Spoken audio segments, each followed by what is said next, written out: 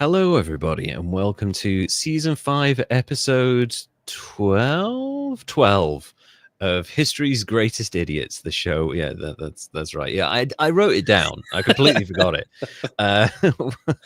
The show where we go back through all of human history and give you examples of colossal, amazing stupidity and mistakes so you can take lessons from other people's screw-ups and never repeat those mistakes again. But who are we kidding? We're humans. We kind of sometimes like making mistakes. It's a good way to learn, but some of the mistakes you'll be hearing about, maybe not so much in today's episode. Joining me as ever is my amazing co-host and dear, wonderful friend, Derek. Derek, how are you doing, my friend? I'm doing pretty good, doing well. Yeah. That's good. We like that. Good weekend so far? So far so good. It's the Memorial Day holiday weekend here. Oh, that's right. As we're recording this. Yeah, it's a bank holiday here as well. I'm supposed to have Monday off, but I've got a meeting, so probably not. Skip it. No, this one I need to take. This is one of those ones where I'm like, this could earn me money. I'm going to take this meeting. Yeah, don't skip that one. We like those kinds of meetings. Yeah. Well, and my weekend's been good. My week's been good. I went and hung out with the other High Tales of History podcast and did that earlier in the week for their season finale. I think I'm allowed to say that. Yeah, that's amazing. We absolutely love High Tales Through History, and Laurel and her sister, whose name I just completely blanked on. Katie, yes, thank you. And I'm so pleased. And did you have a good time? Did you cover some interesting topics? Yes. Oh yeah, and the cadaver trial with the Pope. I was genuinely thinking about covering that. It's a weird fucking story. It's wild to put a dead man on trial. I believe that you had covered it, but my brain is kind of Swiss cheese, so maybe we didn't. I know we covered a Pope that died because he was banging people's wives. Yes, you did the papal pornography. Yes, or that's the one. Yeah, the guy who was just going around banging stuff. There's a bunch of popes you can cover who were kind of fucking dangerous and stupid. Like I wanted to cover the child pope, who was like part of the Medici family, who was just like, here you go, plonk, 14-year-old child, you're the pope now. So I wanted to cover that one, but also I was aware of the cadaver thing trial where he digs up his predecessor's corpse and puts it on trial. It's fine.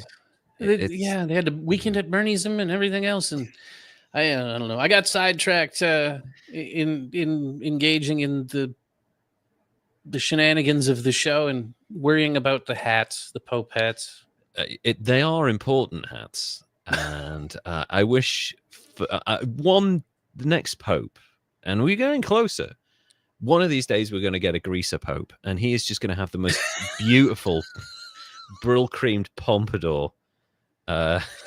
It's just and he's going to have. I am putting no hat on. I'm just going out and showing the people my beautiful head of hair, and just my children. Just like he's turned into Baby Billy in my fucking head, like for some reason. I could dig it. Yeah, Baby Billy. He's got to have the glasses though, instead of the Pope hat. He's got the Pope glasses. That's it. Yeah, I don't love you. Now get out there and steal. Such a good show. Yeah. I introduced my wife to that, to Baby Billy, and she was like, what the hell is Walton Goggins doing? This is so strange. Why is he playing a 65-year-old man? He does such amazing things. He does whatever he wants. He's so inherently funny that when you put him in a role like that, it's like he doesn't have to do much. He just sort of has to be himself and talk loudly. Get outside, nerd, and stuff. It's just like, what the fuck are you saying? Sorry, we're getting sidetracked here, but I'm really glad that you got to go on that podcast, and I'd really love to do like a big kind of historic get together of everyone and get everyone in the same room. That'd be cool. Yeah, that would be a good time. I think big crossover Brady Bunch quadcopter thing going. Yeah. We're gonna have a Marvel Cinematic Universe of irreverent history comedy podcasts. That'd be great. Yes. Speaking of which, like, really cool progress has been made. I think I've mentioned it. I don't know if I dropped the name, but my website, Podkeys, a bunch of progress been made. I've finished phase 1. We're halfway through phase 2, and I had the genius, slightly stupid idea of the first part of phase 2 was I was going to make it free for every single person to use. Which goes against every single business bone in my body, but I was like, no one's going to pay a subscription model anymore. I think people are tired of subscription models. Yeah, it kind of feels like everybody's nickel and diming you. Yeah. So I was like, well, I don't want to be that guy. I want to give it away for free because it's useful. So I've built this thing that's useful. I'm going to give it away for free. It is currently free. And I've come up with 3 different ways of monetizing it that don't cost anyone anything. So, yeah. Although one of them is recommended podcasts, which I mentioned to you, where people can become like at the top of like a search result. It's a bit like a sponsored Google thing, only we actually do a nice little review for them. So really excited about that. And my week's been focused on that and getting a bunch of work together and stuff. And I was kind of rumbling along through the week, and I was thinking, I need to step up my game with the Patreon stuff. So I'm going to be posting a bunch of stuff on our Patreon in the next couple of days because I've got a cool bunch of beautiful nature videos from today on my little walk of tiny little ducks and geese and stuff. So nice. You're going to love that. And if you would like to see said videos of beautiful geese and duckies, go to patreon.com/history's greatest idiots, where you can join Jesse Christ, Kimberly Johnson, Andrew Zabara, Dilly Bob, Silent Crisis, Carrion, Suzanne, and Toasterzoid in kind of supporting us financially and getting access to behind the scenes footage, exclusive recordings that we do every month. We give you videos and photos from our lives when we go on holidays and trips to historic sites, and also access to scripts, a bunch of really interesting historic facts from the scripts themselves, and also exclusive gifts when you join and when you stay with us for a year. And there's a few of those coming up, actually. In fact, I think I may need to revisit that because there's some people that may be due a gift. August, and then we got a couple, one in June, so that's next month. Coming then right up. In August, coming right up, the 2-year one, especially Jesse Christ. He's gonna get a nice little cute little treat thing that we'll get right. Drop off. Yeah, it's gonna be fun. And also, if you'd like to follow us on Instagram, go to @history's_greatest_idiots, and just drop by. But also, as the week was going on, I was also thinking, like, who do I cover? I mentioned this to you before the show. I was thinking of covering Thomas Becket, who is actually a saint. He's St. Thomas of Canterbury because he was murdered there by 3 knights at the orders of the king. He was martyred actually on the altar. He fucking died on the altar. That's pretty intense and dark. They made a film about it and everything, and it's a really interesting moment in history. But my wife, as she was leaving the house to like walk the dog, and I was telling her who I was thinking of writing about, she was like, "Please don't bring a saint onto your podcast about idiots." And I was like, "Oh yeah, I should probably not do that. That might offend more people than when I called Thatcher a lunatic." But so I was looking around for interesting people, and sometimes you come across people that have actually had massive impact on history, but they don't really get the recognition they deserve because there are other titans in their industry or in their world that kind of get all of the positive and negative attention, and they just get kind of shuffled to the back. And I think today's person is definitely one of those in that category of people, and I think a large part of that is to do with the fact that she is a woman. Okay, so she is a woman in the financial sector. which is really male dominated and super masculine and hyper and crazy. So I think the fact that she was very, very good at what she did, and also a woman, probably meant that she got left behind by her colleagues at the time. So I'd like to talk today about Hetty Green, America's richest woman, for a good long period of time, certainly before Oprah came along.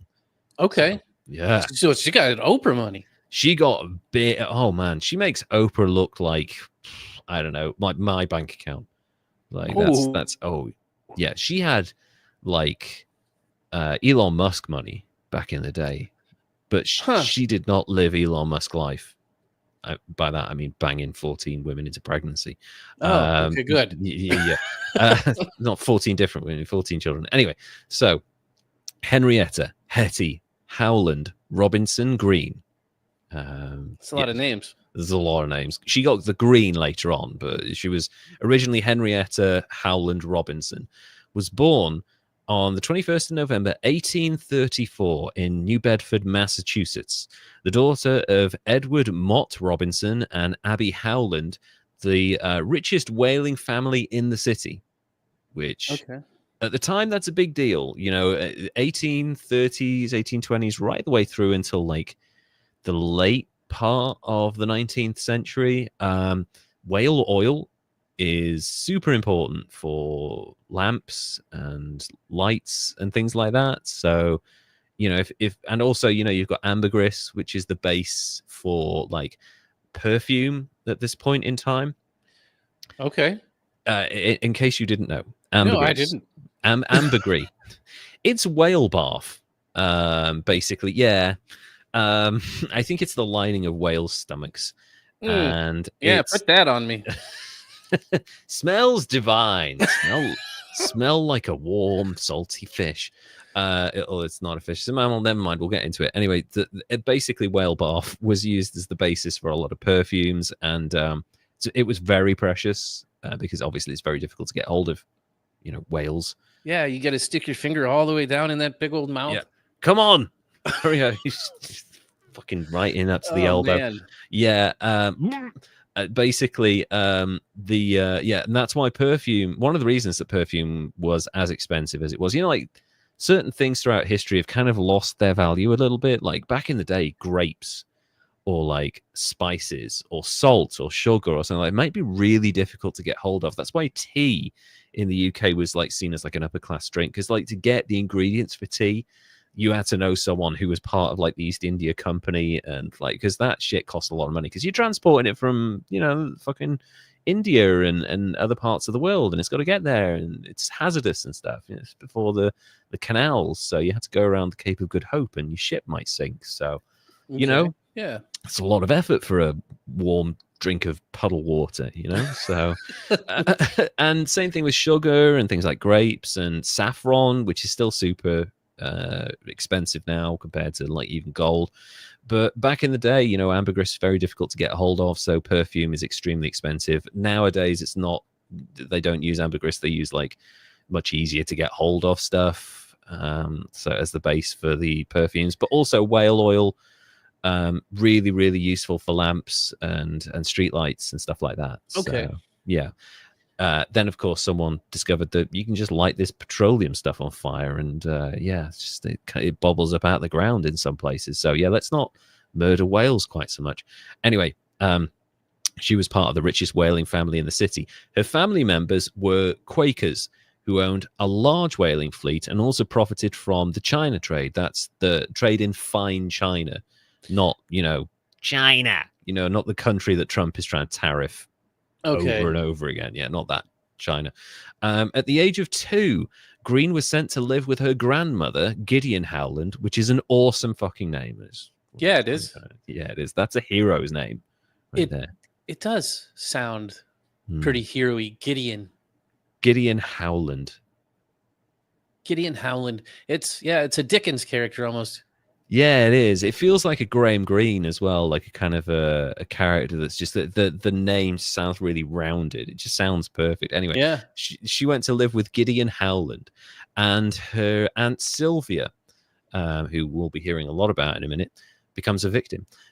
Green would read the stock quotations and commerce reports for her grandfather and picked up some of his business methods. At the age of 10, this is before she's turned 10, by the way, she's already starting to read the fucking, she's reading the fucking stock quotations in, when other kids are reading, I don't know, Anne of Green Gables or some shit. At the age of 10, she entered Eliza Wing's boarding school in Sandwich. Boarding school Sandwich. Green's father became the head of the Isaac Howland whaling firm upon Gideon's death. Her grandfather died, it went down to her father, and she began to emulate her father's business practices now, and he'd inherited it from his father. So naturally, they had similar methods. Because of Gideon's influence and that of her father, and possibly because her mother was constantly ill, she was close to her father and spent most of her time with him and was reading financial papers to him at the age of 6. So again, starting super young and reading all of this financial stuff, it's going to have an influence on you.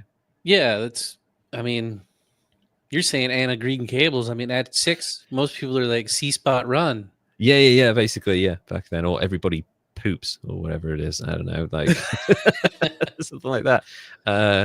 What's that? Hello, God, it's me. What's that book? Anyway, that's way down the line. Green learned to read ledgers and trade commodities before she turned 13. And when she did turn 13, Green became the family bookkeeper. Okay. Well, I mean, they die at what, 25 then, right? Yeah, exactly. Like, it's the Gilded Age. You're not making it past like 40. So take the trash out, wash the dishes, balance my checkbook. That's what they did at that age, I guess. Yeah. Well, I mean, it's better than the coal mine, I suppose. It's true. Although that's a thing that might be happening again now. It also just amazes me that there's this 13-year-old that's become like the family accountant for the richest family in town, and I'm 44 and I'm fucking terrified to open my banking app. Yeah, so. No, I wish my 13-year-old could balance my books. Yeah, just like, can you help me? I need to pay my taxes and I need loopholes. Can you find them for me? Yeah, exactly. So she accompanied her father to courthouses, storerooms, commodities traders, and stockbrokers. In the evening, she read him the news. Hooray for child labor. Could her dad read? I think so. I think he's just a lazy prick. You fucking read to me. I'm going to eat this sandwich. Sandwich. In her late teens, Green attended multiple boarding schools and finishing schools, such as the Friends Academy and Anne Cabot Lowell's finishing school. They keep shipping this poor girl off to like other family members or like boarding schools. And when she's home, they're like, right, fucking pick up my checks and like read me the newspaper. Jesus. Right. Sounds like that's a rough family. Life. Yeah, I mean, look, they're a family of means, so she's not struggling, and they're warm and they're well fed, but she's been put to work like super young. Jesus, no wonder this woman grows up to be the sternest human being on the planet. Simultaneously, she assisted her father with the management of the family business. The unifying theme throughout this period of her life was her unapologetic rejection of societal norms established for women at the time, especially wealthy heiresses. So you got to remember, this is the era of like debutantes and arranged marriages, and you marry this other rich person, Okay. So it's that sort of thing. She's rejecting all of this. And boy, does this become a theme later on in her life as well. Green cared little for her appearance, preferring to dress in old clothes, and she disregarded the daily primping practiced by young women. Green's behavior frustrated her mother and her Aunt Sylvia because they feared what the future would hold for a wealthy heiress who felt more at home on the docks of New Bedford than mingling with members of the upper class, on the docks, hanging out with Popeye. Like whale oil everywhere. It's not. They were worried she was going to turn into olive oil. Yeah, she was. Oh, my hero. Yeah, this is all of that business. When Green turned 20 years old, her Aunt Sylvie pressured her to find a spouse. Reluctantly, Green moved to New York to live with a cousin of her mother's, Henry Grinnell. I guess less than Okay. heroic name there. I preferred Gideon Howland or whatever he's called. During her time in New York, she mingled with the upper crust of New York society and attended many lavish balls, but she expressed little interest in finding a husband. I'm already rich. You know, I don't need a man. I can go down to the docks and get all the sailor cock I need. So I don't need a man. That's what it was. Yes. I don't need it. I've Oh. got all those sailors lined up for them. One of them is covered in tattoos and like has a bit of a stutter. Yeah, that's a Popeye joke, sorry. Instead, she spent much of her time eavesdropping on men as they discussed the latest Wall Street dramas. Oh. So yeah, she's like, give me the fucking scoop. Maybe I'll marry you if you give me the inside line. Her relatives were exasperated when she returned several months early to New Bedford with no wedding prospects whatsoever. She's like, I had a nice time. You know, I got gussied up and I found a bunch of tricks about how to trade futures and stuff. But her father was the only person unable to contain his delight when he learned that Green had only spent $200 of the $1,200 budget he'd given her. She invested the remainder in high quality bonds. She's fucking played them all. Oh, so she went up there and made money. Yeah, she went there. She lived well below her means. She stayed in a bunch of like really cheap guest houses and like fucking like real breadline stuff, and basically bought one dress, wore it all the time to all these different balls, got a bunch of inside tips, and then invested the money in that and made a nice little. She came back with more money than she left with, which you gotta love that. That's awesome. Yeah, she's a hustler, baby. Within a few years of her return to New Bedford, Green's father exited the whaling business and relocated to New York City. His exit was well timed, as the use of petroleum virtually eliminated the demand for whale oil within a few years. So there you go. They found the Texas tea. Wonder if she overheard people talking about that coming. I mean, it wouldn't surprise me, because as good as her father and her grandfather seem to be at business stuff, she seems to have like boots on the ground, and she's like getting all of the inside knowledge from people she's surrounded by. So, well, you think at the time, if she was there at those balls wandering around, not trying to get a husband, she could blend in and not be noticed and hear things that. Yeah. Exactly. Yeah. So it's like, oh, mate, yeah, I'm here to maybe get a husband, and she's just got a fucking pen and notebook. She's just always writing down like, it's going to sell at this price. Her priority in New York was assisting her father with new business and investment activities, while her priority in New Bedford was pestering her Aunt Sylvia. That's a direct quote. Pestering her Aunt Sylvie to ensure that she remained the sole beneficiary of her will. Oh, like, okay. You kept pestering me to get a husband. Now you make me your sole fucking heir. Oh, right. That's a little intense. Hustling to the point of like trying to get people to leave you money. This is Lex Luthor level hustling at this point. Kind of dark. Her daily grind set totally destroys that of any of these like modern male bro financial influences, though, at this point. Was she pestering her, or was she arguing? A bit of both, basically. Just like, give me your money. Give me your money. No, I'm not going to do it. Give me your money. Give me your fucking money. And then just having an argument. This woman, she also woke up super early, like 4:30 every day. Okay. She was up. It's the Quaker lifestyle, but at 4:30 she'd be like scrounging food out of bins for breakfast, I'd imagine. And then she's like, 6 a.m. pester my bitch aunt for more money. So the constant fights over Aunt Sylvie's will led to a drawn-out court battle, which haunted Green for the remainder of her life. She sued her aunt for her will, which is kind of fucked a little bit, to be honest. So yeah, I guess on what grounds? Like whatever. You don't have anyone else to leave the money to. Leave it to me. Well, I don't want to do that. You don't have any choice in the matter. Yes, I do, actually. It's my will. But that's basically what was going on. Green's mother, Abby Robinson, died on February 21st, 1860. But her $100,000 estate went to her husband, except for an $8,000 equivalent to $8,000 is equivalent to $280,000 in 2025 money. Yes, a lot of inflation right there. The $8,000 was in a house which she gave to Green. So listen, you got a fucking house.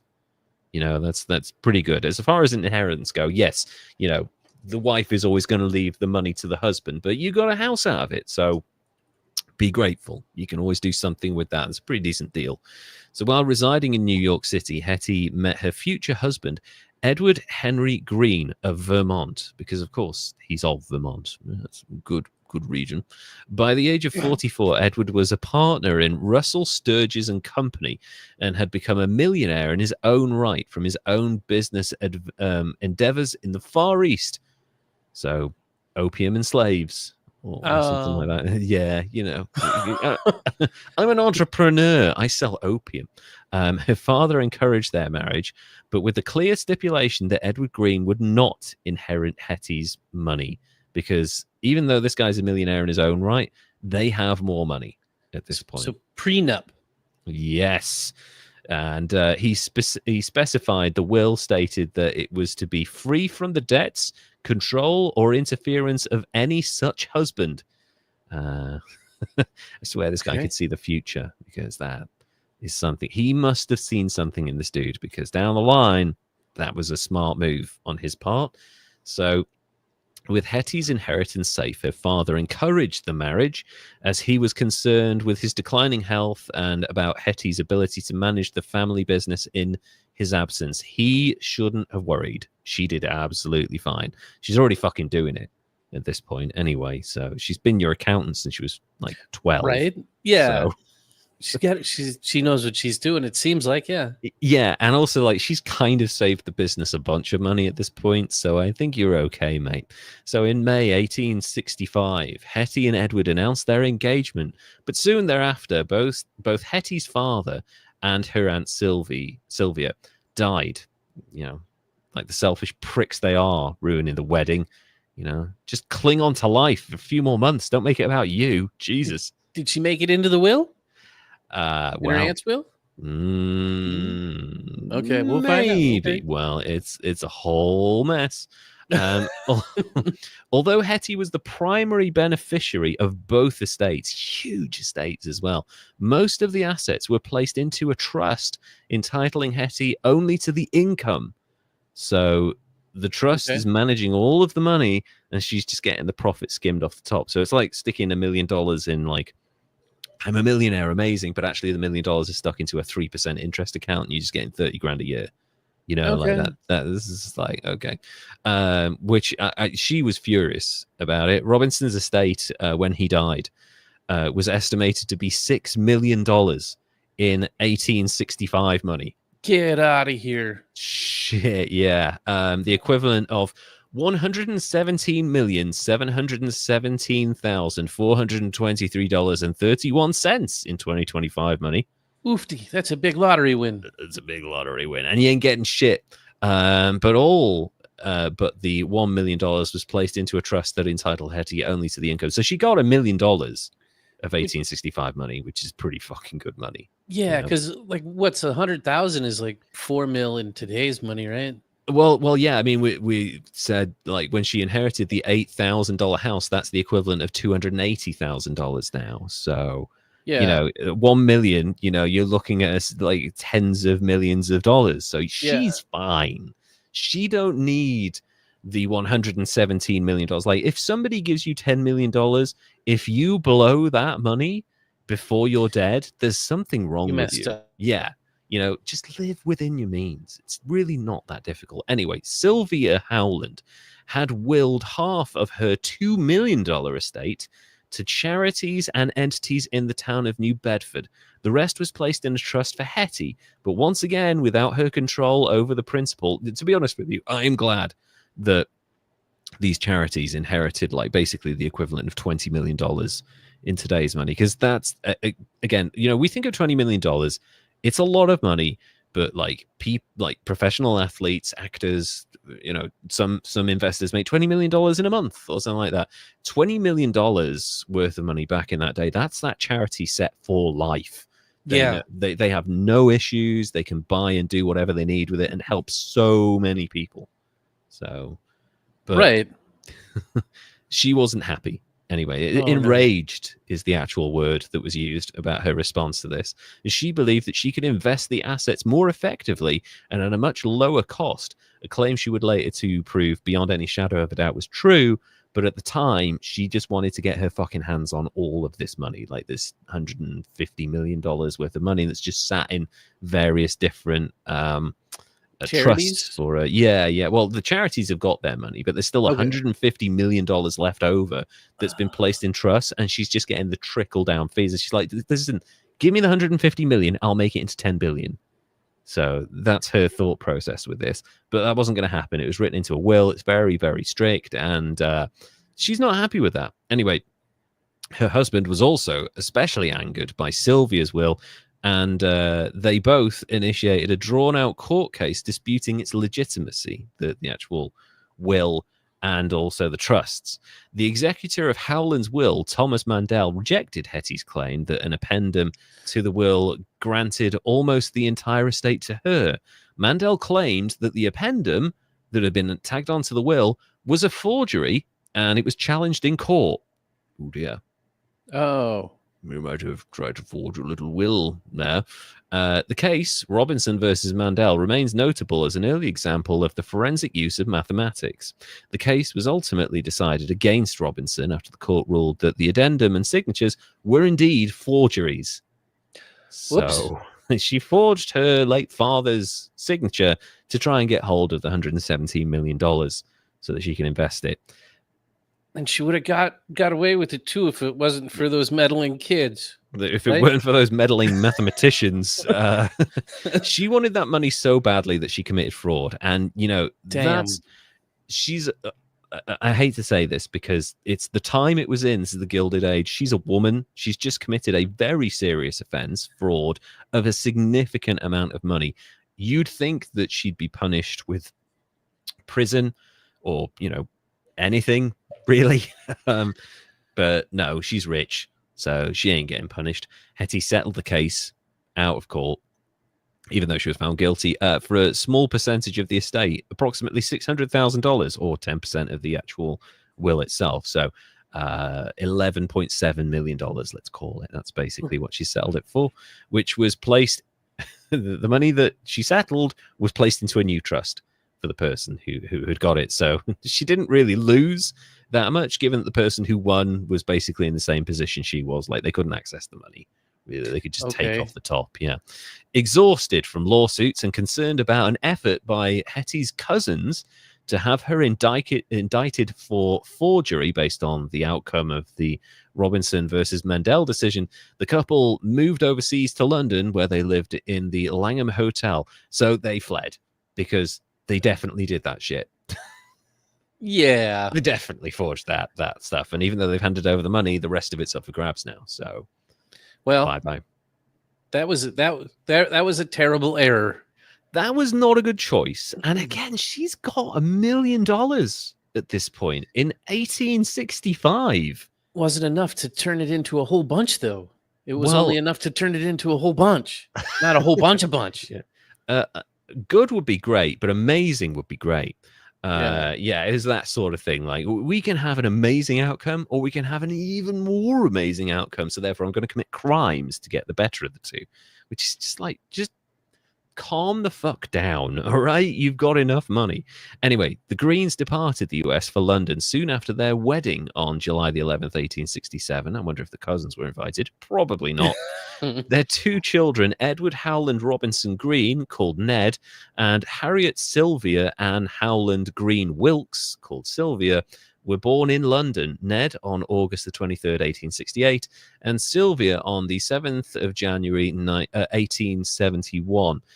Now let's move on to the thing that Hetty's almost most famous for. It's kind of level pegging between two things, which we'll discuss. Her incredible investment career. This is the crux of her greatness. And again, with this one, we're kind of erring more on the side of greatness than idiocy.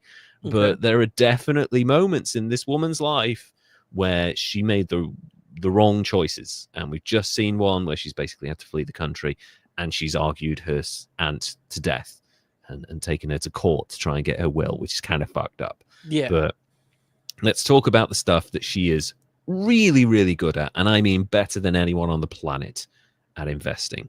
So Green followed a contrarian investing strategy for the time.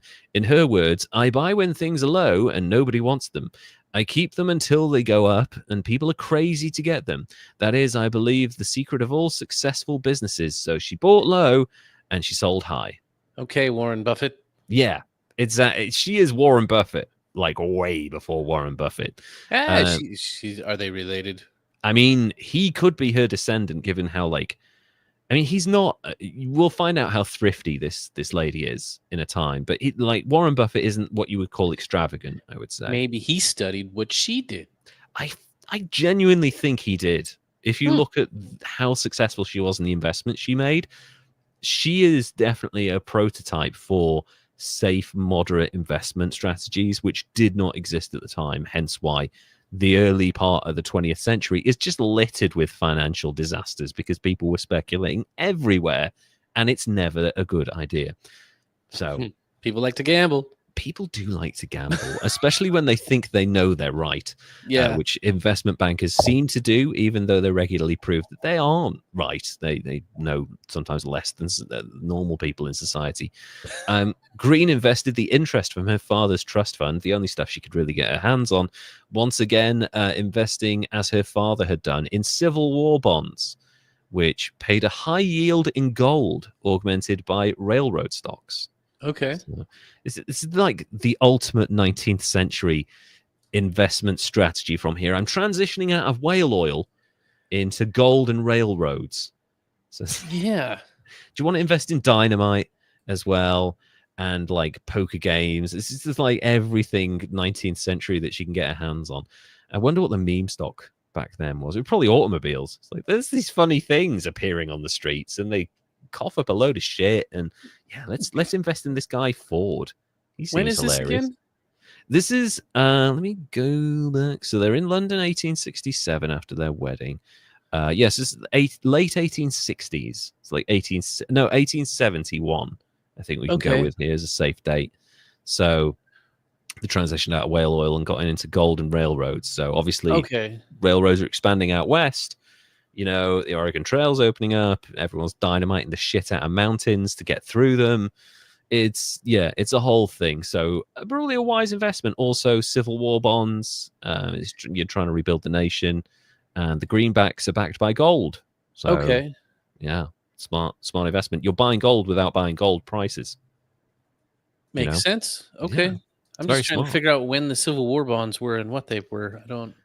I think it was just to rebuild the country, I guess, after all the death and devastation. So the government issued bonds, and eventually, after a lot of wrangling, mostly backed by rich people who'd bought them, they were backed by the gold standard.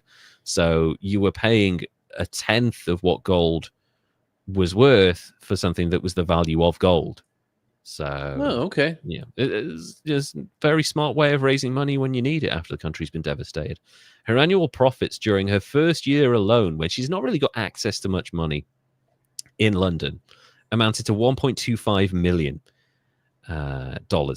And then the most she earned in one day was $200,000. Again, broken down, that's $32.8 million for the year, and her highest daily amount was $5.2 million in 2025 money.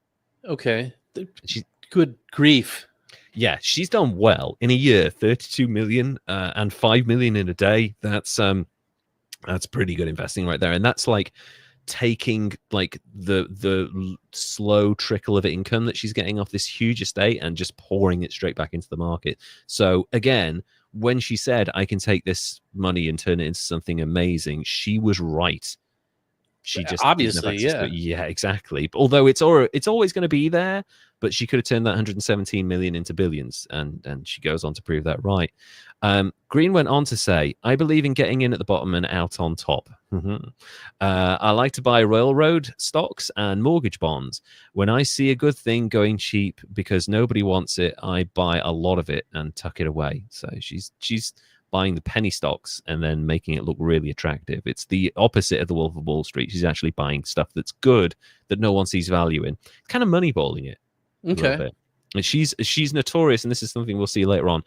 This woman does her research which is something that generally didn't happen. A lot of it was the old boys network and word of mouth and stuff. And she actually did a lot of research. She would do all the kinds of data analytics that you would now see today for when people analyze like business trends and stuff like that. She was doing it back in, 1870, whatever.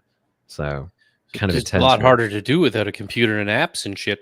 It is. But when you're a kind of an angry, belligerent person who just wants to make as much money as possible, and you've got that drive that she had, like getting up at 4:30 every day, then you're going to find a way to do it, and Hetty Green did.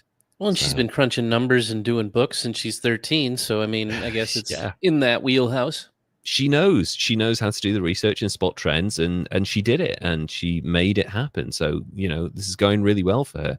Hetty's discounted greenbacks bought during the Civil War, which we've noted were emergency paper currency issued by the United States during the Civil War that were printed on green on the back of paper, were increasing in value when Congress passed the legitimization in 1875, backing it with gold. So she's bought gold for 10% of gold's actual price.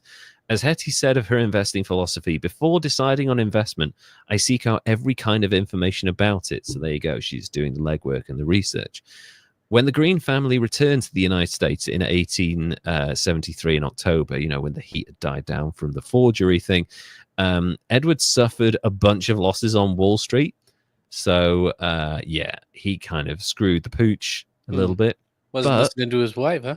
He wasn't at all. Like, this guy made himself a millionaire and then lost it all. Meanwhile, his wife is like making money hand over fist, like 200 grand in a day. He was just trying to do something different. He didn't want to seem like, he was riding her coattails. Yeah. Yeah. I'm going to do a different strategy, one where we lose money. They settled into Edward's hometown of Bellows Fall, Vermont. And I've looked this town up. It is super cute. And part of me just wants to throw on some flannel like I've done now, and a pair of DMs, and just walk around there all day pestering tourists by calling them flatlanders. Or that's something that Vermonters call people. So it's Bellows Falls, Vermont.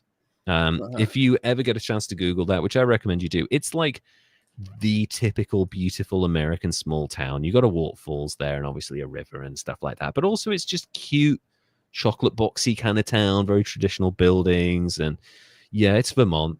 So it's it's super cute. Oh, it's so cute. You enjoying looking at pictures there? I am looking at them here in the background. It's really, honestly, I as soon as I heard the name Bellows Falls, Vermont, I was like, I have to look this up, because this doesn't sound like it's some backwater boring ass town in the middle of nowhere. Like, it sounds like a nice place, and for them to move there with all their money, it sounds like it's a good place to live. And sure enough, you look at pictures and you're like, wow, yeah, I would move there even if I didn't have money. It looks amazing. Anyway, absolutely. Yeah. Hetty, they moved back to her husband's hometown, and Hetty immediately starts quarreling with her husband's mother, right up until the point where she dies in 1875. She's argued 2 people to death. She seems to be really good at that. Was it about the will? No, amazingly. She was just pestering her constantly. Please leave me alone. I've got to be honest, Edward, he must have had, even though he's fucked up, and he continues to fuck up, he must have had the patience of a saint, because this woman was iron-willed, which is a good thing, but she couldn't she couldn't chill out.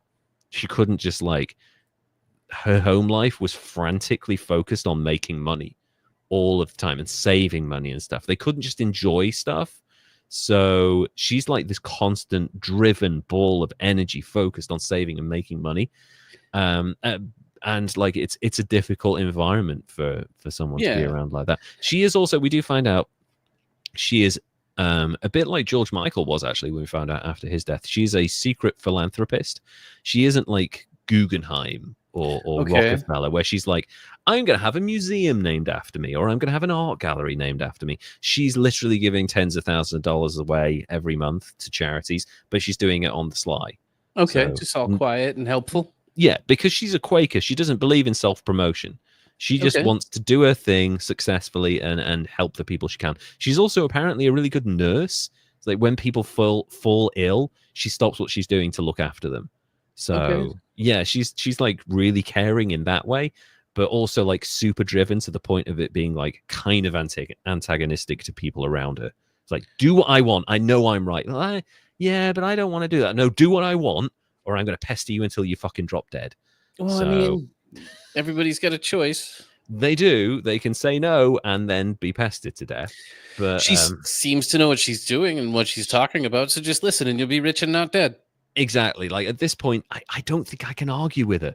She's very good at what she does. And if she says, I need this money to make more money, just give her it. She's going to bring you back a load of money. Anyway, that same year, Hetty covered Edward's losses associated with the London and San Francisco bank, of which he was one of the directors. Hetty bailed Edward out once again in 1884. So that's 2 times in a decade she's had to bail her husband out.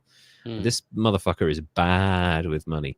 After the 1885 collapse of the financial house John J. Cisco and Son, of which Edward was a partner, it was disclosed Edward had $700,000 in debt. Yeah. Ooh. Which in 2025 money is $23 million. Good God. What did he do? Did he buy a casino and run it into the ground? Yeah, maybe he did, or maybe he like fucked up from a network television deal, or I don't know. He seems bad with money, but he seems to tell everyone he's really good with money. I wonder if he went bankrupt 4 times, but anyway, she's bailed him out at this point. She's got more than enough money to cover him, but she's like, listen, this is twice in a decade. You need to get your shit together because I keep making money and you keep losing almost as much money. So it's kind of crazy. Although she's making like he's got debts of $700,000. She makes that in like 4 days. Yeah, so it's probably not. It's not so bad. Deal. She should pester him to do better, though. Exactly, like 23 million, fucking drop in the ocean. Hetty Green's investment of $500,000 represented 1/4 of the bank's assets. However, she kind of didn't initially want to bail out her husband, so the bank refused to allow her to transfer her $26 million in stocks, bonds, mortgages, and deeds to the Chemical National Bank until she paid off her husband's debts. Oh, that's messed up. So $26 million in 1885 money. They held the equivalent of $750 million of assets. Holy crap. $750 million in today's money. They held it to ransom because her idiot husband owes them $23 million. So, yeah. They clearly don't know how good she is at arguing because she could literally argue them to death. Pester the bank manager. Just hanging around him, constantly pestering him, and then he just drops dead 3 days later. Where's my money? Where's my money? Give me my money. $750 million. Give me my money. In the end, Hetty kind of gave in and transferred $500,000 and paid off her husband's debts, but she never forgave Edward for that. And I no surprise, really. You know, you nearly cost me $1 billion, basically. So, kind of going to be a bit angry with you over that for a while. Yeah. Green set up an office in the Chemical Bank, this new bank that she's part of, but continued to live in boarding houses, flats, or hotels, possibly to save money, possibly to get away from a dumbass husband. But then, by then, she was known as the Queen of Wall Street. This was one of many names that she was given in public, but behind her back, other investors had a different name for her, which in hindsight ends up being much cooler, but was definitely not meant to be flattering at all. They called her the Witch of Wall Street, which is rude. But it's rude, yes. But it's also kick-ass. I mean, she's got a clairvoyance at making money, and she does kill people. Yeah, she does. She does have a record of killing people, and indirectly. Also, and she does things in a different way to everyone else. Like, everyone else is all about these high risk, dangerous strategies that end up costing them $700,000. But here she is, like raking in like $200,000 in a day just by being super careful and spotting the things that no one else is seeing. See, So, absolutely. yes. Which? She is the Witch of Wall Street. It's a fair thing, and actually, she kind of owns it later on in life. Like she's like, and so the other reason she's called a witch is her specific style. She's a Quaker, so she dresses modestly, but she took that to the extremes of wearing a single black dress, like one dress, and never really changing that dress and dressing all in black with a big black. There's a hat. There's a hat, and there's a bunch of pictures of her. She has a bunch of pictures. She's not necessarily shy of having a picture taken, but they're all like of her. Yeah, there you go. She does look a little bit witch-like, but mainly because that's Quakers look kind of fantastical. If you think about it, it's not a million miles away from dressing like something out of The Hobbit. So I mean, she looks like the lady from Wizard of Oz. Little bit. Yeah. Definitely. Or, and actually, or is it the Gremlins? The lady from the Gremlins? Gremlins? Maybe not. At the bank. Oh, yeah. No, I remember now. Man, I haven't seen that film in so long. But yeah, she dresses modestly. And also, like, at this point, her frugality has kind of become part of pop culture as well. Like, people understand that she is not someone who is... If you go out to dinner with her, you're paying the bill, and she's making you pay your way. Yeah. So for those of us watching on YouTube or on Spotify, where you can see the video, this is Hetty Green. She does kind of look a little bit intimidating. There's no two ways about it. But yeah, she's dressing modestly. She's wearing all black, and she's very good with money. So yeah.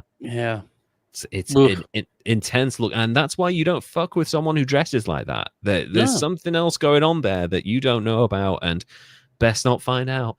Anyway, her investing philosophy, in her words, included, in business generally, don't close a bargain until you've reflected on it overnight, which I like that as a piece of investing advice, especially with a big deal. Like, just sleep on it. Yeah. Okay. Go to bed, have a think about it. It's solid advice. Wake up in the morning, have your breakfast, have a think about it, and then close the deal. And that's advice anyone can live by, especially with big deals like that. She also thought I love this quote. This should be on her tombstone if it isn't already. It is the duty of every woman, I believe, to learn to take care of her own business affairs. And she also said, a girl should be brought up as to be able to make her own living. Whether rich or poor, a young woman should know how a bank account works, understand the composition of mortgages and bonds, and know the value of interest and how it accumulates. That's goddamn good advice for anyone. Yes, absolutely. Young girls. Teach your kids sound financial practices, and you'll do them a world of good. You really will, because they're not going to learn that shit in school, and they're certainly not going to learn it on the internet by all these fucking financial grifters that are trying to take everyone's money. Teach your kids how to be sensible with their money. It's one of the best things you can do for them. Yeah, but hey, not everyone does that. Just don't listen to the Andrew Tates of the world. Don't bike horses. Just ask someone in your life. Listen, kids, if you're listening, if you want actual, real, solid, good financial advice, go to someone that owns a bunch of stuff and has kind of done okay for themselves. They've always been kind of stable. Ask them what they do. You'll generally find that they don't take huge risks. They don't blow loads of money. They're just kind of steady, careful with their money, and that's the best way you can be a lot of the time if you don't want a particularly scary existence. Anyway, she's back to save the day again, Hetty now. The panic of 1907 provided an opportunity for Green to showcase many of the investment skills that she had accumulated over several decades. Unlike most Wall Street financiers, Green predicted the long panic before its arrival. She explained her foresight, stating, I saw this situation developing 3 years ago, and I am on record as predicting it. I said the rich were approaching the brink, and that a panic was inevitable. She basically said, I watched these rich idiots do their thing and bided my time. And now I'm making money. Mm-hmm. So, yeah. You watch rich people be stupid with their money long enough, then you can basically predict the world's going to fall apart. For several years before the panic, Green amassed a huge amount of cash that she like stuffed away in walls and stuff. I'm assuming it's just like tons and tons of cash. When the panic finally arrived in October 1907, Green lent liberally to financiers, charities, companies across the country, and even at one point New York fucking City itself to get them through the crisis. She bailed out the biggest financial capital in the entire world. That's how wealthy this woman was. That's so like bigger than too big to fail. Yeah, she too big to fail, as in if this city fails, millions of people die. So she took it upon herself to basically bail out an entire city and all of its institutions, public offices, all of that stuff. She was also the only woman invited to the critical meeting with J. Pierpont Morgan and the lending bank executives at the height of the crisis, probably shouting at them and taking years off their lives in that meeting as well. Green conducted much of her business at the offices of the Seaboard National Bank in New York, surrounded by trunks and suitcases full of her papers. She would not pay rent for her own office. She refused. So she put a bunch of money in this bank. She's like, right, give me a room now. And that was her office. It's smart. I got to be honest. If the internet was a thing back then, I guarantee this woman is a proponent of working remotely. Okay. And here's why. It makes the most sense. If your business doesn't have to pay rent on a building, then you're suddenly saving yourself hundreds of thousands of dollars a year in costs that you can put into other areas of the business that need that. And you can outperform everyone else who's suddenly like, no, we don't want you to work remotely. We need you back in the office so we can control every fucking aspect of your existence. So, yeah, she's smart. This woman, Green, was also a successful businesswoman in the world of real estate, focusing particularly in commercial real estate, where she invested in railroads, as we mentioned before, but also in mines and lending money while acquiring numerous mortgages. So she's buying subprime mortgages now so that she can own a bunch of properties. So yeah, really, really good. She's buying up swathes of New York while also bailing the city out. So she's not going to get any hassle from the people of New York City. The city of New York actually came to Green for loans to keep the city afloat on several occasions, most particularly during the Panic of 1907. She wrote a check for $1.1 million and took her payment in short-term revenue bonds. Keenly detail-oriented, she would travel thousands of miles alone in an era when few women would dare travel unescorted, often to collect a debt of just a few $100s. Okay. She shows up on your fucking doorstep. Where's the money, Lebowski? Where's the fucking money? It's that one again. And this tiny woman dressed all in black shows up on your door, and she's like, "Where's my $300?" You're gonna give her that money because she will argue you into an early grave otherwise. Ken Fisher discusses Green in his 2007 book, 100 Minds That Made the Market. Fisher argues that despite her eccentricities, which really aren't that eccentric, they're just like Quakerisms, that's part of her culture, Green was in many ways a better investor than most of early Wall Street contemporaries because they lost money every few years and she just kept on making it. Green clearly understood the power of compound interest, and her focus on regularly modest gains of just 6% a year and frugal living made her fortune more durable, I should say, than the likes of Jesse Livermore, who repeatedly earned larger sums of money on more extravagant deals, but also went bankrupt through excessive spending and high-risk investments. So she is amazing with money. This woman will turn anything into gold, and she is bailing out entire financial institutions, cities. She's keeping charities afloat. She's bailing out her husband basically every 10 years. It's kind of an amazing position to be in for a woman in the Gilded Age. This just didn't exist. Yeah. at the time. Yeah. Well, and she's showing up in debt collecting. Yeah. And she's an early feminist. She's saying that women should be able to not only control their own money, but understand how they can make more of it. So nice little meme there. I like that. So I'm going to now move on to what she described as her thriftiness, but what in reality her behavior meant that she sometimes acted in ways that made people think she was deliberately living on the poverty line for most of her life. She became known as kind of miserly, but actually it's mostly just her Quaker lifestyle that she just never let go of. The Gilded Age, was an era known for its excesses in spending on material goods, and she was among the few prominent investors who chose not to partake in this behavior. Indeed, she was known for being frugal or stingy with her money. Journalists of her time often presented her thriftiness as evidence of her miserliness, when in fact it played an important role in her investing strategy. Examples of negative media portrayals included reports that she never turned on the heat or used hot water. Oh, yeah. that sounds no wonder. uncomfortable. Yeah, no wonder she was arguing with people if you're constantly taking cold showers. She was also known for wearing a single black dress that she would not replace until it was thoroughly worn out, and then she just got the same thing again, which, you know, if the cut works, buy a bunch of them. Moreover, she reportedly instructed her laundress, that's job, to wash only the dirtiest parts of her dress, the hems, to save money on soap. Oh. Yeah, you got to watch that soap money, you know, not made of fucking scented animal fat. The harshest accusation, however, was that she neglected the treatment of her son's injured leg, which eventually resulted in an amputation.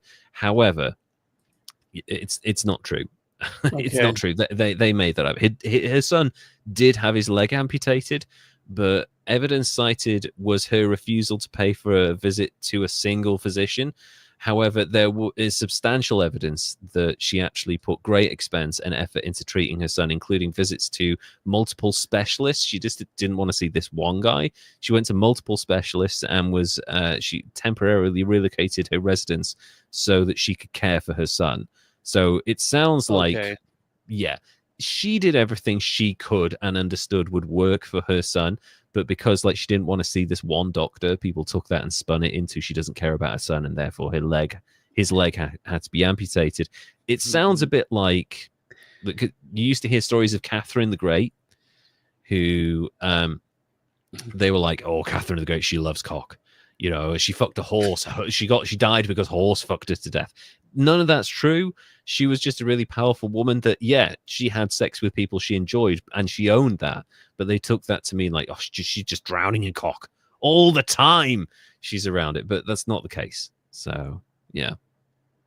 It's another situation where a high-profile woman is doing well in their industry and they have to be brought down.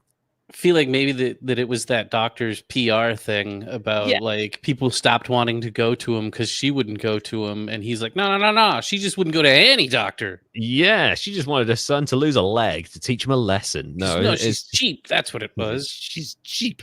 No, it's definitely not that. So Green's personal perspective on thrift differed markedly from that of the public. There is evidence that her frugality was passed down from her father, who was also a successful investor. She once explained her thrift by recounting an explanation her father gave after he rejected an expensive cigar that was offered to him. He said, I smoke 4-cent cigars. I like them. Yeah, 4 cents. Jesus. If I were to smoke better ones, I might lose my taste for the cheap ones that I now find quite satisfactory. So yeah, I might start liking the good stuff. Exactly. You get a taste for the high life, and all of a sudden that's all you want. It's less about penny pinching, and what he's basically done, he's taken Epicurean philosophy. So there's an ancient Greek philosopher, Epicurus. I really like this guy. His philosophy is finding joy in small, easy to achieve everyday things in the world, in moments in your life that are either free or really easy to achieve. You really revel in those moments. You take real joy from them. Like whether it's like, oh, I made the perfect cup of coffee, or like I went out and I got a discount in this supermarket on this one thing. I got 75% off or something, or a major bargain. Like that's where you find like the highs in your life. You don't chase the ever increasing dangerous highs of like dependency and alcohol and like gambling, which is what a lot of these investors are doing. You enjoy the small stuff that enriches you personally instead of trying to find stuff to distract from the emptiness in your life, basically. Gotcha. So it's a really good philosophy. It's very Quakerish.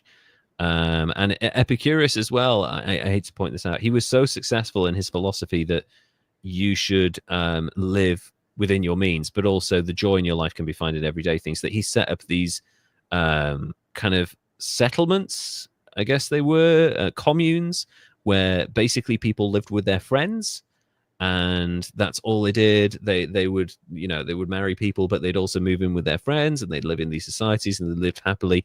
And then when Christianity came along, it took over these places and turned them into monasteries and nunneries. So yeah, and that's where monasteries and nunneries came from. They took over from the Epicureans, who were like, live modestly, enjoy the small things in life, and live with your friends, and that's all you need in life. And that became monasteries and nunneries and stuff like that. And then, of course, from that level of Christianity, you get Quakers. So it's a direct descendant of that way of thinking. What are you thinking?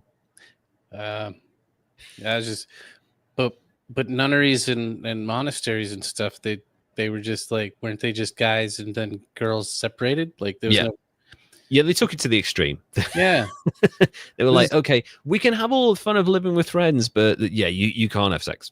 Okay, there's no joy in life. I know. Like you take the simplest joy away from people. Okay.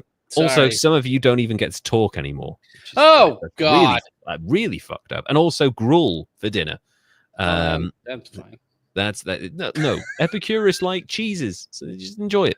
Anyway, Green's thrift also reflected her Quaker upbringing, which featured an emphasis on plain clothing, among many other characteristics. When a reporter questioned why she had spent so little time during a visit to an expensive hotel, she responded, "Young man, I am a Quaker, and I'm trying to live up to the tenets of that faith.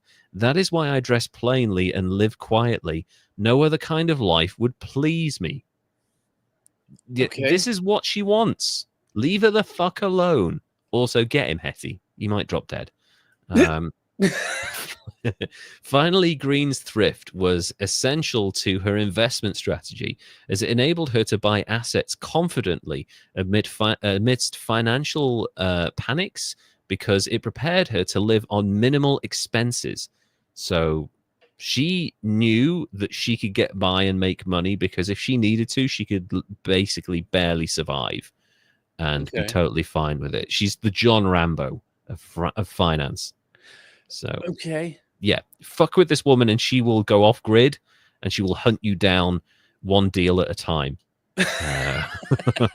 while living in her one dress. So Green was often portrayed negatively in the media at the time, yet her investing strategy shunned the nefarious tactics that were commonly used by Wall Street speculators, such as Daniel Drew, Jay Gould, and Jim Fisk. Never heard of any of them, and didn't hear of this woman, but she's the most successful of the lot because she's not a lunatic. She once commented on this misperception.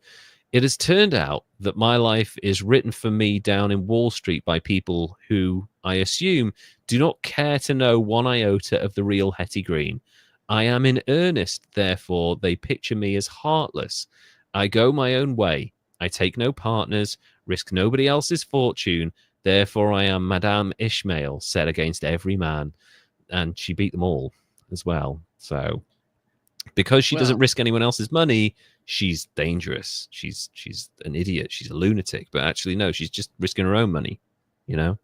And plenty of it that she had. Yeah. And living in a really nice part of the world as well. As I mentioned earlier, she's a secret philanthropist, avoided the attention of the press, stating, I believe, in discreet charity. Green also had the reputation of being an effective nurse, caring for her children and elderly neighbors. Specifically, when they fell ill, she would come in and treat them and also pay for their doctor visits, which is really wonderful. Her favorite poem was William Henry Channing's My Symphony, which starts with "To live content by small means." So seriously, just let me buy an acre of land, a small house, and I will live like Hetty. I will. I'll just chill out. I'll live within my means, and I won't need much other than maybe like satellite internet. That's it. Well, you got to get a cool hat, man. The Got to get a key cool to hat. it is the Yeah, hat. it's the hat and the beard and the aroma of like you don't know what it is. Whale Maybe vomit? it's patchouli or vomit. Well, vomit, it's ambergris. You Yeah. just sweat. You just smothered in ambergris. Why are you so slippery? Despite the strength of her ethics relative to her peers, Green entered the lexicon of turn of the century America with the popular phrase, "I'm not Hetty if I do look green," which is, I don't know what that means.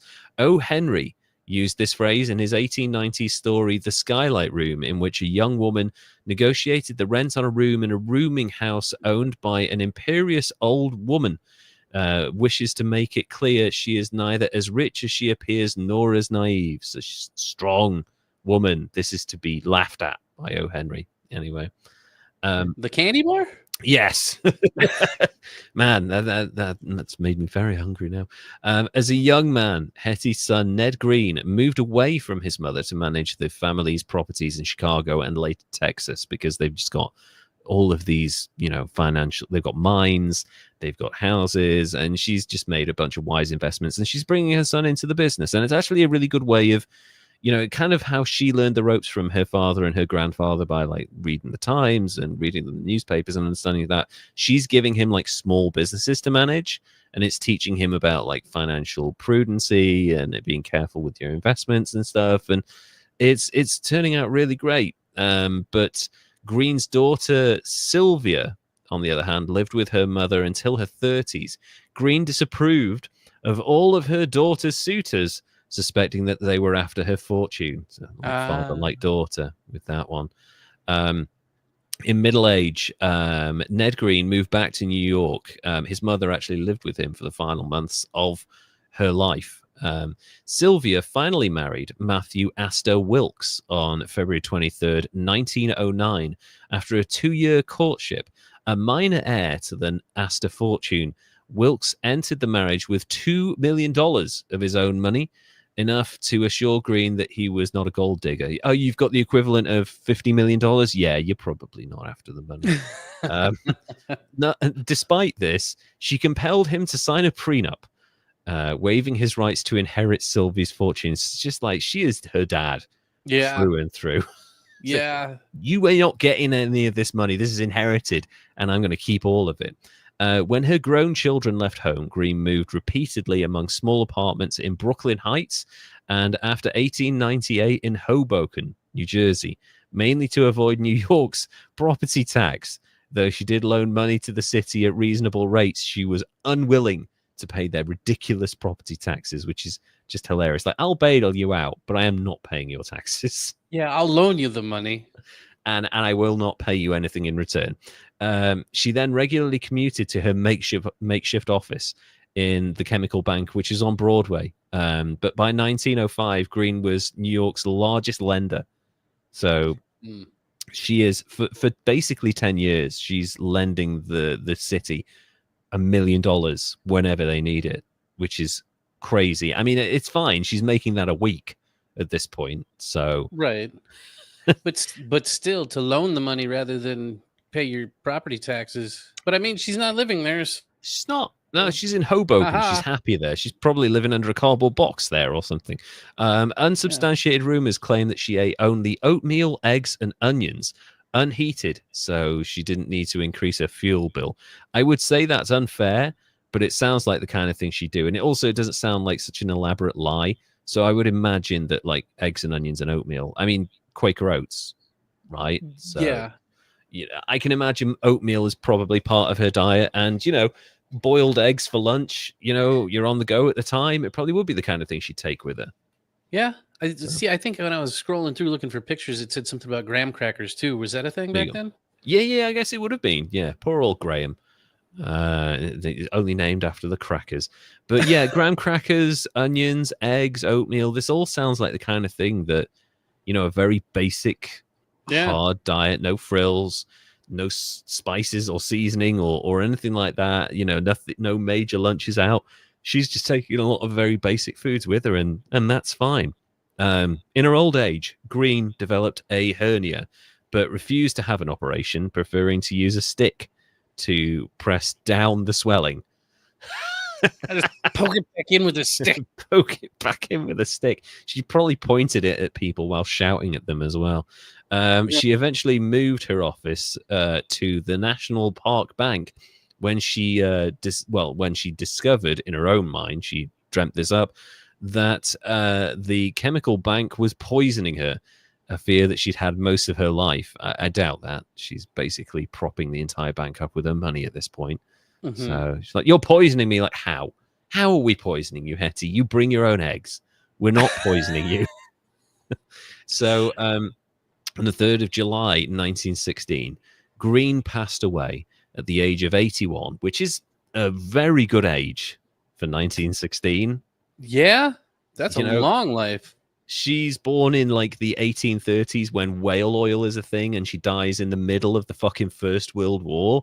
That's pretty impressive, really, when there are machine guns on the battlefield and mustard gas and shit and tanks. Yeah, especially when you just poke your hernia back in with a stick. It's pretty hardcore, man. She really is John Rambo. Holy shit.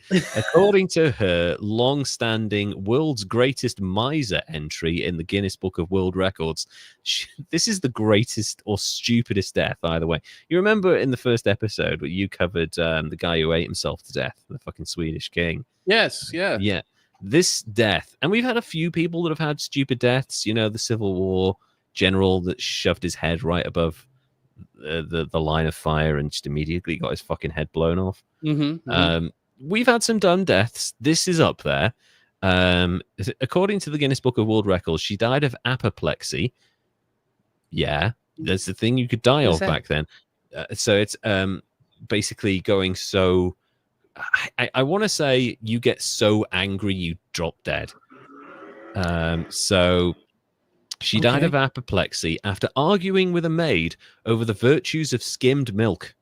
Oh, she argued herself to death. Yes, she fucking argued herself to death. Oh, boy. After wow. 2 people with that shit, she finally took herself out. Damn. Wow. Yeah. See, yeah, this kind of reminds me. Remember, it was, I think, season 4. I covered... the guy from the 1700s, the real life Scrooge McDuck, the dancer. Yes, Daniel Dancer. Yeah. He died naked in a sack. He did, didn't he? And then there's the highest rated idiot of all time that we've had, Thomas Midgley Jr., who fucking accidentally hung himself with his own apparatus that he created to get himself out of bed in the morning. Yeah, his sex machine. His sex machine, his stroke and choke machine. Yeah. So she'd finally argued herself to death. It's up there with stupid reasons to die over skimmed fucking milk. Yeah. Listen, I prefer a bit of full fat. No, you should live modestly. Put water in it, damn it. Water that shit down. What's the matter with you? The New York Times went into a bit more depth than the Guinness Book of World Records, and reported that she suffered a series of strokes following the discussion leading up to her death. She literally argued herself to death. Wow. Fuck me. Upon her death, Green was known as the Wizard of Finance and the richest woman in America, more nicknames that are much more flattering. Estimates of her net worth ranged from $100 million to $200 million, which equivalent to 2.9 billion or 5.9 billion in 2025 money. So much money. There weren't many people who had, $10 million back then, let alone $200 million. So one of the 10 wealthiest people in America at the time. Definitely the richest woman in the world at the time. She was wealthier than several established nations at the time. Wow. That's crazy money. 2 days after her death, the New York Times paid tribute to Green, writing, "It was that Mrs. Green was a woman that made her career the subject of endless curiosity, comment, and astonishment. Her habits were the legacy of New England ancestors who had the best of reasons for knowing the value of money, for never wasting it, and for risking it only when the shrewd minds saw an approach to certainty of profit. Though something of hardness was ascribed to her, that's an understatement, that she harmed any is not recorded, and victims of ruthlessness are usually audible. That there are few like her is not a cause for regret. That there are many less commendable is one. So she was one of a kind. She didn't harm anyone. She was very good with her time, quite charitable. She looked after people. She just knew exactly what would work, and she did it. And if you got in her way, she'd argue you or forge your shit, you know. So yeah, gosh, intense. There's more though. Hetty Green was buried at the Emmanuel Cemetery at the Emmanuel Episcopal Church in Bellow Falls, Vermont, next to her husband. She converted late in life to his Episcopalian faith so that she could be interned with him. So Okay. even though she was angry that he cost her like $50 million throughout his life, she seems to have forgiven him for fucking up her money. So, you know, I mean, she's got plenty of it. So, you know, Christians also have to forgive. So, you know, there's that. Yeah, it didn't mess it up that bad. Apparently not. No, she's still worth nearly $6 billion when she dies. So she's fine. Their two children split her estate, which included a 10-year trust for Sylvia administered by Ned. There's those fucking trusts again. Sylvia died in 1951, leaving an estimated $200 million of her own money, so $2.5 billion in 2025 money, and donating all but $1.3 million of it to 64 colleges, churches, hospitals, and other charities. Hetty raised her kids right. Outstanding. That's really good. Both the children were buried near their parents in Bellow Falls, Vermont, which just makes me want to go there more now, to be honest. Green's former mansion in Englewood, not where Snoop's from, in New Jersey, was purchased by the Actors Fund in 1928 and currently houses the Lillian Booth Actors Home, an American assisted living facility in Englewood, New Jersey. It assists American entertainment and performing arts professionals. So it's a home for retired actors and performers. And oh, cool. Yeah, there's a list. You can actually look this place up, the Lillian Booth Actors Home. It's still going, and there's a list of people who have lived there. I don't recognize many names, but the majority of them are like vaudeville performers and silent era performers and like early Hollywood stars. So, you know, no big names, but certainly names of people that are like, they were in this and they were in this film and stuff. So it's cool that they were able to have a home to live in comfortably later in life, largely thanks to this woman. She has been presented in popular culture since her death, specifically in The She-Wolf, 1931, and You Can't Buy Everything in 1934, which are films both about miserly billionaire businesswomen based on Hetty Green, although they don't really paint her in a very flattering light. But unfortunately, that was the media approach to women who were successful and made money at the time.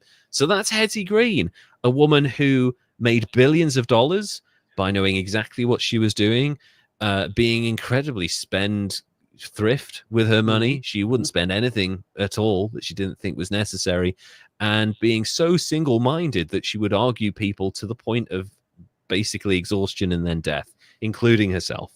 So, yeah, gosh.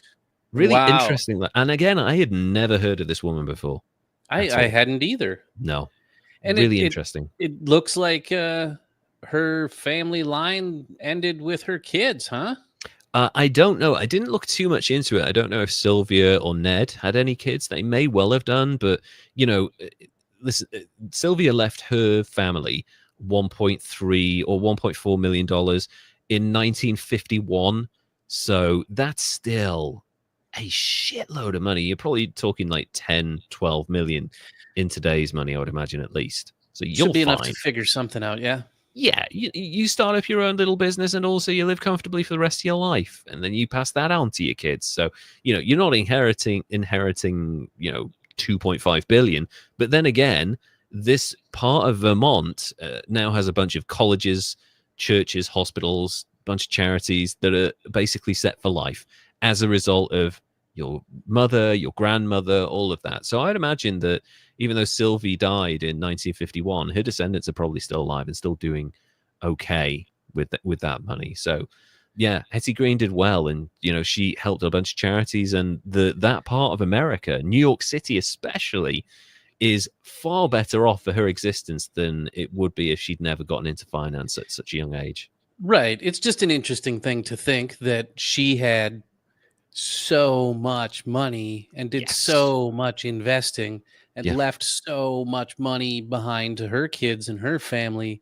And it's not like, hey, the Harlows and the Greens are like the Rockefellers and the rest of the rich families that were around during that time that are still rich families today in that area. Exactly. And you don't really hear about the Rockefellers or the Carnegies or anyone like that anymore, or even the families from that time that were wealthy that went into politics. You don't necessarily hear about them unless they're and telling you not to take your pills. But so I think it's a testament that she would actually have encouraged her children to give the money away, and I really like that. I know that we've set that aside in our will, that a percentage of whatever we leave behind is going to a bunch of charities. Even though we don't have a huge amount of stuff, it's going to charities, and it will prop them up and help them a lot. And I think that's a great thing. So obviously there's a bunch of good stuff here: charitable work, bailing out New York City, being super caring and giving to people in secret, which I really like. But there's also the fact that she did forge a signature to try and get hold of $100 million. And also the fact that she is so belligerent, she argued herself to death, which is kind of dumb. If you had to score Hetty Green, how would you go with that? This is a really hard one but I think just purely for arguing herself to death and the forgery thing, but mostly for arguing herself to death, she's got to get a 75. Yeah, I think that's fair. It's one of the most unique deaths. Initially when I looked into this, I was like, this is going to be a low score because she's done so much good, and she has done a lot of good. But then when I found out that she wouldn't let go of a fucking argument with a maid over skimmed milk, right? Like, that's fucking so insane. Silly. I know, like, listen, she did a lot of good, but there are personalities in people who do good that sometimes they just can't back down. And sometimes you just got to just take a step back. Don't be driven all the time. Just take your foot off the gas occasionally. And I know it's easy for me to say. The majority of time in my life, I just let things go. Just let them go. Let them slide off your back. And it's different if you're, and I know because my own mother is a very driven person. And in many ways, we're very similar. The professor is a very driven person. And, backing down and relaxing and just unclenching the fists is not something that people like that can do. But actually, sometimes in life, you do have to learn that not everything is within your control and that you're kind of at the whims of other forces. Just sort of let stuff go away, let it wash off your back, and you'll be fine. And you won't have a bunch of fucking strokes over an argument about skimmed milk. Right. Which is a better thing to have happen. And you're not dead then. Yeah. I mean, she's kind of old at that point. She's 81 in 1916. Like, she's lived a good life. And I bet she's now got a much smaller dress. I bet we're talking like the American Dolls kind of size dress at this point, because she's not big. She's like 5 foot tall. She's really small. So yeah, Hetty Green, the richest woman in America for basically a period of like 50 years, which is incredible, but also a real pioneer, because women were not involved in financial institutions at this point, and they wouldn't be for like another 60 years after that.